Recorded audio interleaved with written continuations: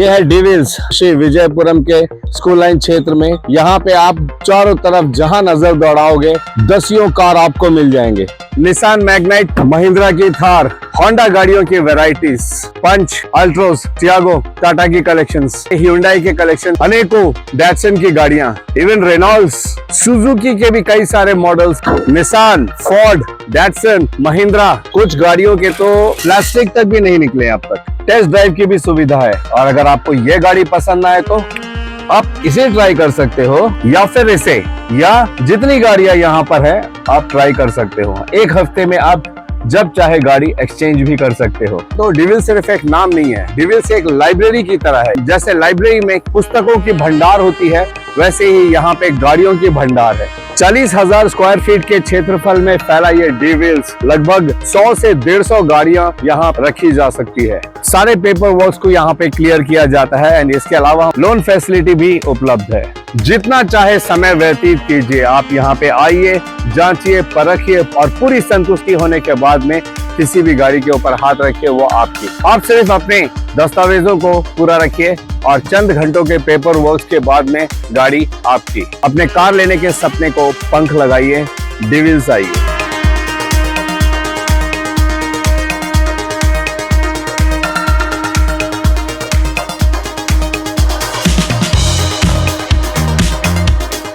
जय हिंद। मैं yummy news Andaman 24/7 में आप सभी का स्वागत करता हूं। सड़क दुर्घटना is equal to Andaman Nicobar island. अब ये हालत हो चुका है, यकीन मानिए आए दिन ना जाने कितने सड़क दुर्घटनाओं के मामले हमारे सामने आते ही रहते हैं। आज का ये जो मामला है ये हमारा ही शहर श्री विजयपुरम, इसका जो बर्ड लाइन इलाका है वहां पर है। ठीक जो बर्ड लाइन का एयरफोर्स स्टेशन है उसके सामने वाला जो मुख्य रास्ता है, ये रास्ता जो है बर्मा नाला चिड़िया टापू की तरफ जाता है। इसी रास्ते पर आज एक सड़क दुर्घटना होता है और बड़ा ही अजीबोगरीब सड़क दुर्घटना होता है। इस रास्ते का काम चल रहा होता है, जिसके वजह से जो रोड रिपेयर करने वाली गाड़ियां होती है वो खड़ी थी यहाँ पे। इस वजह से थोड़ी देर ट्रैफिक को रोका जाता है। सामने एक पुलिस का पीसीआर वैन भी खड़ा रहता है, उसके पीछे ये सुजुकी डिजायर गाड़ी जो इन दीदी का है, अपने फैमिली सहित वो इस गाड़ी में थे। और उसके पीछे जो है एक एसटीएस की इलेक्ट्रिक बस खड़ी होती है, जिसका सीरियल नंबर हम आप लोगों को दिखा रहे हैं, क्यू सीरीज में 4580 इलेक्ट्रिक बस है, इसलिए ग्रीन बोर्ड है। एंड हम आपको बता दें कि ये भी इसी गाड़ी के पीछे खड़ी होती है और अचानक से पता नहीं क्या होता है कि बस वाले को क्या सूझती है कि वो साइड से काट के आगे बढ़ना चाह रहा था, उसे जल्दी हो रही थी या जो भी, सब जब रुके हुए हैं क्योंकि आगे काम चल रहा है। इस बस वाले को न जाने क्या सूझता है कि ये जो है बस को स्टार्ट करता है और अपना नियंत्रण खोता है। और नियंत्रण खोने की वजह से उसके सामने खड़ी वाली ये जो डिजायर गाड़ी है सुजुकी की, इस गाड़ी को इतने जोर की ठोकर मारती है कि आप देख सकते हो कि इसका पीछे का कच्चे उड़ चुके हैं। इस तरीके से इस गाड़ी को ये डैमेज करता है। अब ये गाड़ी को जब ठोकर लगती है तो ये सामने जो पीसीआर खड़ी होती है उसे मारती है और इसका सामने का हिस्सा भी पूरे तरीके से डैमेज हो जाता है। अब आप बताइए कि ट्रैफिक नियमों का पालन करते हुए एक इंसान अगर खड़ा रहता है, वहां पर भी वो इस विश्वास के साथ नहीं खड़ा रह सकता कि उसके साथ दुर्घटना हो जाए, तो फिर हम कहां पर सुरक्षित है। वहां पे काम चल रहा है, वहां पे रोका गया है, सब कायदे से खड़े हैं और अचानक से वहां पे खड़ी गाड़ी को ठोकर मार देता है, मार के इतना डैमेज कर देता है कि अब इंसान मानो द्वीपवासियों को डर सा लग रहा है कि वो करें तो क्या करें। इसी मसले को लेकर चलिए हम, इसके बाद जो है बस के कुछ लोग भी आते हैं यहाँ पर और भी काफी भीड़ भी जमा होती है। अभी वे लोग यहाँ पर नहीं है, मगर जो गाड़ी की जो ओनर है, लेडी है, वो यहाँ पर है। साथ में बीजेपी कार्यकर्ता, उनकी रिलेटिव ही है प्रियंका जी, और दीदी का बेटा वो भी साथ में है। तो चलिए हम उन्हीं से जानते हैं कि वो इस दुर्घटना को लेकर उन्हें क्या कहना है। आप ड्राइविंग कर रहे थे, आपका नाम क्या है? मेरा नाम गौरव मिस्त्री है। गौरव, क्या हुआ है एग्जैक्टली बताओ। एग्जैक्टली हुआ ये है कि यहाँ पर रोड बन रहा था तो सभी गाड़ियाँ रुकी थी, तो मैं भी गाड़ियों के बीच में रुका हुआ था। तो मेरे सामने पुलिस की गाड़ी थी और पीछे बस खड़ी थी, तो मैं भी रुका हुआ हूँ कि ट्रैफिक खुलेगा फिर मैं जाऊंगा करके। तो अचानक से इतने में पीछे से आवाज आता है दम से कि मेरी गाड़ी में आकर ठोक दिया है एसटीएस बस वाले ने। और मेरी गाड़ी जाकर आगे इतना जोर से ठोकती है कि बस वाला गाड़ी को घसीट के लेके पुलिस वाले की गाड़ी में मार देता है जाके, तो पीसीआर की गाड़ी में। तो इसमें बहुत ज़्यादा मेरा नुकसान हो चुका है। तो अब मैं ये चाहता हूँ कि सर का, हमारा STS जो भी डिपार्टमेंट है उससे चाहता हूँ कि वो लोग मेरा गाड़ी का पूरा खर्चा वगैरह जो भी है बना कर दे। एक तो हम मिडिल क्लास लोग हैं, गाड़ी से ही हमारा जो भी है घर परिवार चलता है। अब 1 महीना बंद रहेगा ये गाड़ी तो मेरा घर परिवार कैसे चलेगा। अब मैं चाहता हूँ कि इसका लोन वगैरह भी है, अगर चाहे तो हर महीना हमारा लोन कटता है। अब मैं चाहता हूँ कि अब मैं ये कैसे बांधूंगा, इसका लोन वगैरह मैं कैसे कवर करूंगा। तो मैं चाहता हूँ कि जल्द से जल्द मेरी गाड़ी जैसा था वैसा ठीक कर दे दे। ये जो सड़क दुर्घटना का मामला, ये इतना गंभीर नहीं था, ये इतना कोई फैटल भी नहीं था जिसमें किसी को ज्यादा चोट लगी हो या किसी की मृत्यु हो गई है। मगर उसके बावजूद भी ये बताना बहुत जरूरी था इस सड़क दुर्घटना के बारे में, क्योंकि जैसा अभी गौरव मिस्त्री जी ने बताया कि ये गाड़ी आप देख सकते हो, येलो बोर्ड है, सीरियल नंबर S सीरीज में 6646 येलो बोर्ड, यानी कि ये प्राइवेटली गाड़ी चलाती है और पूरी तरीके से जो है पर्यटकों के ऊपर निर्भर रहती है। गौरव मिस्त्री जी ने बहुत सही बात कही है कि एक मिडिल क्लास आदमी है, वो इसी से अपना जो है रोजी रोटी कमा के अपना घर परिवार संभालता है। अब जितने दिन ये गाड़ी रुकी रहेगी उसका खर्चा कौन देगा? क्या हमारा STS विभाग, पर्यावरण विभाग इनके खर्चे को उठाएगा? बहुत बड़ा सवाल ये खड़ा होता है। और अब दूसरी बात की, क्या इसके गाड़ी को बना के दिया जाएगा? बेशक यहाँ पे पुलिस आई थी, पहाड़गांव पुलिस स्टेशन से पुलिस आई थी, उन्होंने गाड़ी को स्टेशन भी लेकर गए हैं और वहां पे केस भी दर्ज होगा। मगर केस न जाने ऐसे हमारे देश में, हमारे द्वीपों में कितने सारे होंगे। अंजाम की हमें बात करनी चाहिए कि अब इसका अंजाम क्या होने वाला है। सबसे बड़ा सवाल, जितने दिन ये गाड़ी रुकेगी, प्रतिदिन भाई साहब अपने घर गुजारे के लिए थोड़ी बहुत जो आमदनी करता था, क्या अब उसकी वो आमदनी हो पाएगी? सबसे बड़ा सवाल। और जैसे दीदी कह रही है कि उन्होंने लोन में ये गाड़ी को लिया है ताकि उसका बेटा अपना रोजी रोटी कमा सके। अब ये लोन अमाउंट कौन भरेगा? ये भी एक बड़ा सवाल यहाँ पे खड़ा होता है। हाँ, हर महीने 15,000 रुपए इसका लोन जाता है, इसे कौन भरेगा? क्या ये सारी चीजों के बारे में हमारा STS विभाग सोचेगा? आई एम श्योर उनको सोचना चाहिए, क्योंकि गलती उनकी है तो उन्हें अपनी गलती की भरपाई करनी ही चाहिए। लेकिन क्या ये मुमकिन है? हम प्रयास जरूर करेंगे कि हम इसके बारे में आपको अपडेट जरूर दें।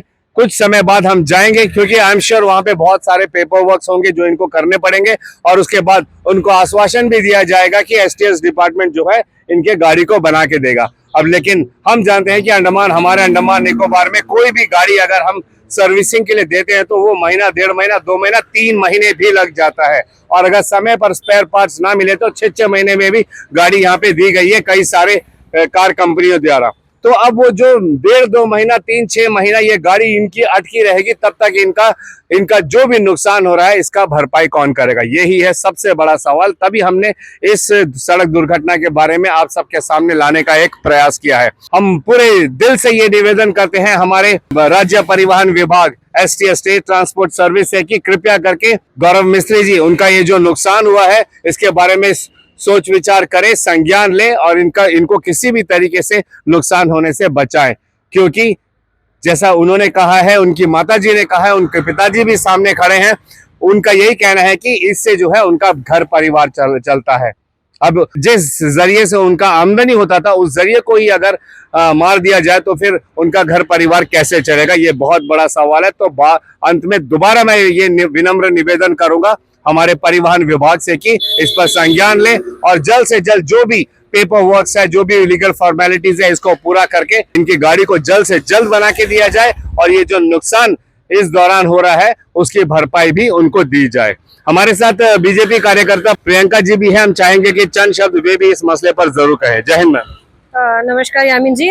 और जैसे कि आपने बोला कि मेरी दीदी लगती है, तो मेरी दीदी है, मेरा बेटा है, मेरा जीजा है। तो मैं घर पर थी, इन्होंने मुझे कॉल किया कि ऐसे ऐसे बहन हमारा एक्सीडेंट हो गया है तो आप जल्दी से आओ। मैं तुरंत आई। अभी ये जो एक्सीडेंट का मामला है ये लगातार पोडलर में हो रहा है। दुर्घटनाएं हर दिन, हर जगह, हर वक्त पे कभी भी लोग सेफ नहीं है। रास्ते में चलते हैं, चले या गाड़ी से चले या गाड़ी पे बैठे, कुछ लोग बिल्कुल भी सेफ नहीं है।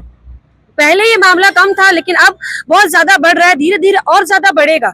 तो अब इनका तो बहुत नुकसान हुआ है, पीछे आगे पीछे पूरा ही गाड़ी डैमेज हो गया है। तो मैं चाहूंगी कि एडमिनिस्ट्रेशन से कि इनका गाड़ी का कंपनसेशन दे और आगे जो भी कार्रवाई है वो सही तरीका से हो। और जैसे इनका घर चलता है इस गाड़ी से, इसकी आमदनी से, तो ये इतने रिच लोग तो नहीं है, इतने अमीर तो नहीं है। तो इनका गाड़ी बनवा के दिया जाए, जल्द से जल्द कार्रवाई किया जाए। बस मैं इतना ही कहना चाहूंगी। धन्यवाद। बिल्कुल प्रियंका जी, सही बात कही है आपने। अगर यहाँ पर मौजूद कोई भी लोग थे, अगर आप उनसे पूछोगे तो उनका भी यही कहना रहेगा कि किसी भी तरीके से इनका कोई कसूर ही नहीं है। अगल बगल आई एम श्योर कहीं ना कहीं सीसीटीवी कैमरास होंगे। हमारे पुलिस विभाग जो है इसकी पूरी अच्छे से जांच पड़ताल भी की जाएगी, रिपोर्ट भी बनाई जाएगी। हम चाहेंगे कि इनके साथ जो है न्याय हो। और जैसा मैंने पहले भी कहा है कि मैं एक प्रयास करूंगा कि इसकी अपडेट आप लोगों को दूं कि आगे इनके साथ क्या हुआ, क्या इनकी गाड़ी एसटीएस विभाग द्वारा बना के दी जाएगी या नहीं दी जाएगी, ये भी हम आप लोगों को बताएंगे। और ये इस दौरान जो इनका नुकसान हो रहा है, क्या इनको इसका किसी भी तरीके का मुआवजा मिलेगा या नहीं मिलेगा। इस मामले के बारे में थोड़ी और जानकारी लेने के लिए हम यहाँ पे पीएस पहाड़गांव पहुंचे और हम आपको बता दें कि ये वही बस है, इलेक्ट्रिक बस, जिससे ये दुर्घटना हुई है आज बर्डलाइन एयरफोर्स स्टेशन के ठीक सामने। इसमें कुछ बातें नोट करने वाली है कि जब ये बस वहां पर दुर्घटनाग्रस्त हुई उस वक्त कुछ लोगों का कहना है कि उसमें जो है 5-6 पैसेंजर मौजूद थे। और इतना ये भी हमें पता चला है कि जो बस का ड्राइवर है वो बिना यूनिफॉर्म का था। जो हमें ऊपरी जानकारी मिली है सूत्रों से, उसके अनुसार जो है बस खड़ी हुई थी और ड्राइवर ने जो है अपनी टांगे ब्रेक पर लगा रखा था, लेकिन जैसे ही हल्के से ब्रेक से उसकी टांग छूटी तो गाड़ी जो है फट मार्च ले लिया और ड्राइवर ने जो है पूरा नियंत्रण खो दिया। और ड्राइवर का कहना है, और यहाँ पे जो उनके यूनियन लीडर आए हैं, क्योंकि जो ड्राइवर है वो परमानेंट स्टाफ नहीं है, वो डीआरएम वर्कर है, तो उनका एक यूनियन है। और यूनियन लीडर का कहना है कि एसटीएस बसेस की जितनी भी इलेक्ट्रिक बसेस हैं इनमें बहुत सारे फॉल्ट हैं। लेकिन हम ये पूछना चाहते हैं कि क्या हमारी एसटीएस डिपार्टमेंट इन बातों पर ध्यान दे रही है कि अगर बसों में इस तरीके के फॉल्ट्स हैं, आज ये चलिए छोटा सा दुर्घटना होकर ये निपट जाएगा मामला, लेकिन अगर ये कोई भयानक रूप ले लेता तो उसमें बैठे जो तमाम जो 5-6 पैसेंजर हो, अगर बस क्या पता अगर व्यस्त समय हो और बहुत सारे पैसेंजर बैठे हो, उस वक्त ये दुर्घटना होती तो इतनी सारी लोगों की जान भी जोखिम में आ सकती थी, सिर्फ टेक्निकल फॉल्ट होने की वजह से। इसके अलावा जो बस के स्टाफ है, जैसे ड्राइवर है, क्लीनर है, कंडक्टर है, उनकी भी जान जोखिम में आती है। और सबसे बड़ी बात, जिनको वो ठोकर मारते उनकी जान का भी फिर कौन जिम्मेदार होता। अगर ये वाकई में एक टेक्निकल फॉल्ट की वजह से हुआ है, जैसा यहाँ पर पुलिस थाने में बताया जा रहा है, तो फिर ये एक गंभीर विषय है जो हमारे राज्य परिवहन सेवा इनको ध्यान देना चाहिए। क्योंकि आज ये, जैसा मैं बार बार कह रहा हूँ कि आज ये मामला जो है छोटे में निपट गया। यहाँ पे जो भी कानूनी कार्रवाई है वो की जाएगी, रिपोर्ट सबमिट की जाएगी और आगे इसकी प्रक्रिया होगी। लेकिन अगर ये मामला बिगड़ जाता और ये कोई भयंकर रूप ले लेता, तब इसका जिम्मेदार कौन होता। हमारे एसटीएस विभाग को इस पर संज्ञान लेना चाहिए और हम निवेदन करेंगे हमारे तमाम आला अफसर से कि तमाम जितनी गाड़ियां हैं उनको पूरी तरीके से चेक किए बिना ऐसे सड़कों पे ना छोड़ें। और जो कानून बनाया गया है कि बस ड्राइवर्स को जो है यूनिफॉर्म पहन के गाड़ी चलानी चाहिए, ये श्योर करना चाहिए कि अगर वो ड्राइविंग सीट पर बैठें तो बिना यूनिफॉर्म के ना बैठें। इसके अलावा और भी बहुत सारी चीजें हैं, जैसे ट्रैफिक नियमों का पालन करना। खड़ी गाड़ी है तो उसको ब्रेक से पांव हटाने की जरूरत ही क्या पड़ी। और ऐसा नहीं कि ये चीज उसे मालूम नहीं था कि जैसे ही ब्रेक से पांव हटता है तो गाड़ी मार्च करने लग जाती है, तो उसे उस वक्त गाड़ी के ब्रेक से पांव नहीं हटानी चाहिए थी जब सब खड़े हैं। चलिए, अगर मार्च भी ले रहा है तो खड़ी गाड़ी अगर दोबारा से चलने लगती है तो वो धीरे धीरे अपनी गति को पकड़ते हुए आगे बढ़ती है। तो अचानक से इतनी तेज गति पकड़ लेना कि वो सामने वाली गाड़ी को ठोकर मार के घसीटते हुए उसके सामने जो गाड़ी खड़ी रहती है उसमें जाके ठोकर मारती है। हम ऊपर वाले का शुक्र करते हैं कि ये बहुत ही मामूली तरीके से ये दुर्घटनाग्रस्त होकर खत्म हो गया। लेकिन अगर ये कोई भयानक रूप ले लेती तो यकीन मानिए बहुत सी लोगों की जान पर बन सकती थी। अपडेट्स के लिए आप हमारे साथ जुड़े रहिए। फिलहाल कैमरा पर्सन आफ्ताब के साथ मैं यामीन, न्यूज अंडमान 24/7। जय हिंद।